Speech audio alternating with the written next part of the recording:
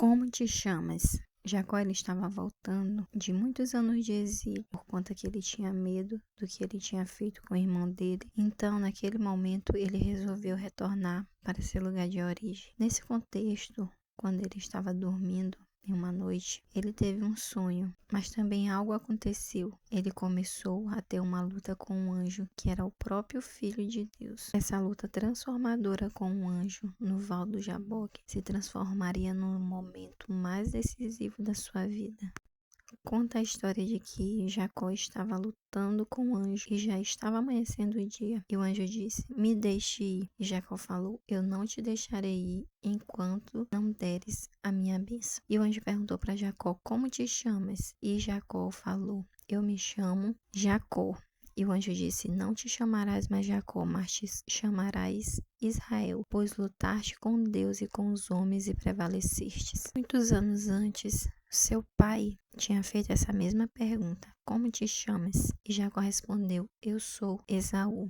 E agora, depois de muito tempo, ele é confrontado com essa mesma pergunta: "Como te chamas?" Essa pergunta feita pelo anjo não é uma pergunta aleatória. É uma pergunta que confronta exatamente onde Jacó deveria mudar. É o toque mais profundo na ferida mais inflamada de Jacó. Provavelmente quando Jacó ouviu essa pergunta do anjo, "Como te chamas?", ele se lembrou do dia em que o pai dele perguntou, "Como te chamas?" Naquele dia, Jacó ele mentiu acerca do nome dele para receber uma bênção que não era dele.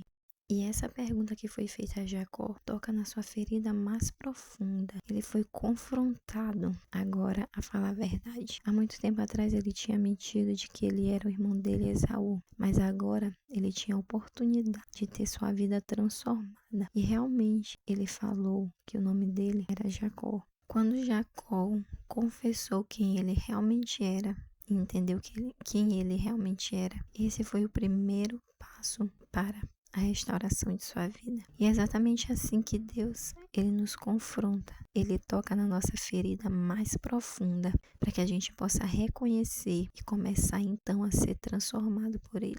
Precisamos resolver o nosso passado com Deus. Muitas vezes não teremos oportunidade de resolver com as pessoas, mas precisamos resolver com Deus para sermos libertos da culpa e do medo por causa do nosso passado.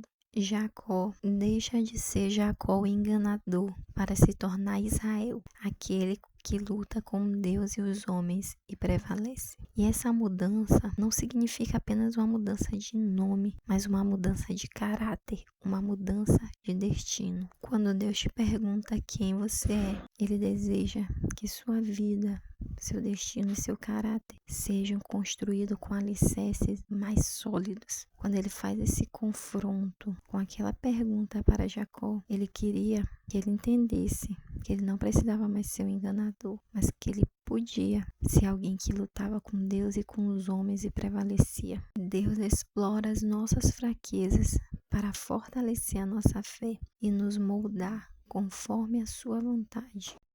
Aquele momento ali, entre Jacó e o anjo, no vale de Jaboque, nos ensina que Deus, ele nos leva a confrontar a nossa própria história para nos transformar. Quando Deus te pergunta como te chamas, Ele quer que você se lembre do seu passado, não para lançar culpa por causa de alguma coisa que você tenha feito, mas para confrontá-lo e fazer com que você reconheça e para finalmente mudar o seu caráter. Você não precisa viver com a sua culpa, com seus remorsos. Coloque tudo na mão de Deus, que Ele vai transformar e perdoar.